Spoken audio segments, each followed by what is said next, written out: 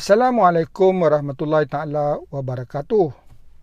Saudara-saudari rakan media sosial yang saya raikan, saya berada di dalam kereta berhampiran dengan Taman Arca Antarabangsa Shah Alam. Sebab di luar tu pekerja-pekerja taman tidak berhenti-berhenti dengan mesin blowernya membersihkan kawasan dengan bunyi yang boleh tahan juga ramai. Maka saya mengambil keputusan duduk dalam kereta.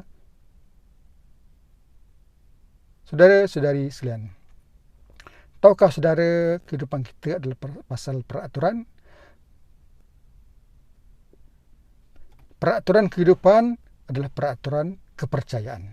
The rule of life is the rule of belief. Kehidupan kita bergantung bagaimana kita percaya. Bagaimana kita percaya apa yang kita lakukan itu baik atau sebaliknya.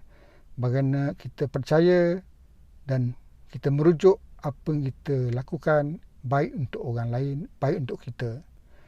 Kepercayaan bagaimana kita melakukan sesuatu adalah yang baik umumnya. Maka kepercayaan itu kenapa begitu? Sebab dari kepercayaan dia menjana sistem nilai. Sistem nilai kita yang menentukan atau memberi keutamaan kepada kita apa yang lebih baik atau sebaliknya. Memberi keutamaan apa yang wajar kita lakukan dari yang lain. Dan dari sistem kepercayaan itu, dari sistem nilai itu, maka dijana juga adalah attitude kita. Bagaimana kita bertindak balas atau respon dengan keadaan atau seseorang. Nah, itulah sikap kita. Dan kepercayaan adalah bagaimana kita mengambil sikap. Seterusnya, cara hidup kita, kelaziman kita. Tidak ada orang hidup sesuatu yang dilakukannya yang tidak dipercayainya. Jadi, yang saya nak bincang pagi ini, bagaimana kita percaya keterbatasan. Life will limit. Kita kalau percaya terlalu banyak batas-batas, terlalu banyak tidak boleh kita lakukan, maka sampai bilalah kita akan terus hidup dalam keterbatasan. Hidup dengan kekangan dan limitation yang menyebabkan kita terus ketinggalan. Dulu berlaku selalu. Misalnya pelajar Melayu tak payah masuk aliran sains sebab pelajar Melayu lebih kurang tak macam pelajar bangsa suku kaum lain. Ada kepercayaan tu, cikgu pun cakap, bila pelajar kita, saya sendiri nak masuk aliran sains, dia kata susah, fizik susah, math susah. Itu maksudnya mencipta kesusahan dalam minda sebelum melakukan. Kita begitulah kita dilatih. Kalau kita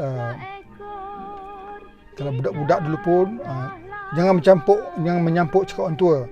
Sampai kesudahlah budak-budak tu berketua lah, tak erti nak bercakap dah. Sebab takut disantak dari kecil, didoktrinkan dengan perasaan jangan campur urusan orang tua. Sekarang berbeza, jauh berbeza. Orang kita dah mula pandai, sampai anak-anak pun dah over dengan mak bapaknya kan. Saudara-saudari yang saya hormati sekalian, kadang-kadang dulu-dulu apabila kita dibiasakan dengan peribahasa dan metafora, misalnya pantang larang yang tak boleh kita lakukan, apa yang boleh tidak, jalan malam tak boleh, hantu lah, macam-macam. Pipit, kita pipit, dia enggang, jangan campur lah. Kita timun, menggolek kita akan terus dikenakan. Rezeki secepat takkan bisa digantak. Ini semua kepercayaan yang menyebabkan kita terus ketinggalan. Kalau dulu ada orang yang tidak peduli ni semua, saya fikir sekarang dia percaya. Saya nak bawa satu cerita lah. Kisah seorang orang tanpa kaki, tanpa tangan, Nicholas Vujicic. Dalam bukunya Life Without Limit, hidup tanpa batas. Cantik. Tapi masa tu pada 2011 buku ni dicipta. Saya menyangkakan hidup tanpa batas itu adalah hidup tanpa kaki dan tanpa tangan. Tetapi sebenarnya tidak. Dia lebih menzahirkan dalam manifestasi. Kenapa kita bataskan hidup kita? Katanya salah satu saya ingatlah, di antara orang yang terbatas hidupnya adalah tanpa impian. Bila tak ada impian, itulah kecacatan. Kenapa kita sentiasa mencipta perasaan ketakutan tidak boleh lakukan?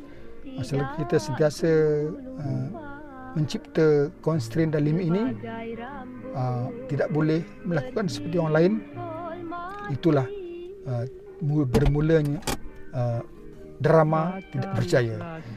Sebenarnya kalau orang boleh, kita boleh. Orang boleh lakukan, kita boleh lakukan. Apa yang dia ada, kita pun ada. Yang tidak ada, semangat dan keinginan. Itu yang tak ada. Jadi selagi kita boleh mencipta keinginan dan semangat itu, kita boleh lakukan. Possible for the world, possible for me. Senang. Impossible for the world, it might be possible for me. Itu sebabnya ada World Guinness Record. Kita sentiasa boleh mencipta rekod-rekod baru yang tak pernah orang lakukan. Jadi jangan tengok orang, kita hanya tahu kita boleh. There's no limit. Jadi marilah kita mengajak semua orang lah. Hidup tanpa had, hidup tanpa batas. Jangan sesekali kita bataskan dengan ketidakbolehan. Jangan bataskan hidup kita kemahuan yang takut, tidak berani. Kita mesti sentiasa berani, yakin boleh, keluar dari zon tak boleh itu. Selagi orang boleh lakukan, kita boleh lakukan. Sebab kehidupan ini tentang kepercayaan. Apa dia kepercayaan? Yakin boleh. Kita boleh lakukan sebagaimana orang lain boleh lakukan. Apa yang dia ada, kita pun ada. Buang semua senarai-senarai tidak boleh ni. Kalau ingin melakukan sesuatu, jangan sesekali kita mencipta perkara-perkara yang tidak boleh. Ingin, tapi mencipta kontranya, payahlah. Jangan peduli. Dulu kan kita biasa diajar apakah kebaikan dan keburukan. Selagi kita memikirkan keburukan, maka terciptalah perasaan tidak boleh.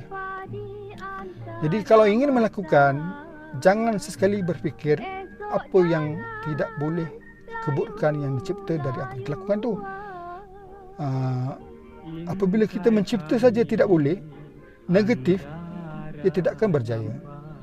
Kita hanya ingin melakukan, mencipta alasan, mahu melakukan. Kalau kita ingin melakukan, pada masa sama mencipta alasan, tidak boleh melakukan, sampai bila tak akan boleh lakukan. Jangan sesekali mencipta dikotomi. Ingin melakukan, tapi mencipta alasan tidak. Ingin makan, tapi mencipta alasan-alasan yang tidak boleh menyebabkan kita makan. Kalau saya macam tu, ingin makan kambing, cerita terpengaruh dengan apa yang tak boleh kambing ini, dah tinggi sebagainya, takkan makanlah jawabnya. Jadi begitulah kita sentiasa ingin melakukan, mencipta alasan bagaimana boleh melakukan. Jangan sesekali mencipta alasan selain daripada ingin melakukan. Kecuali undang-undang. Janganlah kita boleh melanggar undang-undang tu. Kita membatasi undang-undang. Janganlah kita boleh melanggar perlembagaan ataupun kita membatasi syarak. Malah pun ada orang berkata, jangan ubah ciptaan Tuhan. Biologi kita, kalau lelaki tak pernah boleh jadi perempuan. Sebab DNA kita dicipta sebagai lelaki. Jangan cuba-cuba nak ubah. Memang tidak pernah akan berjaya. Apa alasan yang kita cipta? Hiduplah dengan kepercayaan tanpa batas ini. Ajar anak-anak, buat, lakukan je. Kadang-kadang ingin melakukan, listen to your heart, never listen to your mind. Jangan dengar cakap otak sangat. Otak ni boleh mencipta macam-macam alasan. Hati itu hanya ingin melakukan. Sekian. Assalamualaikum warahmatullahi taala wabarakatuh. Mati dahulu, nantikan saya di pintu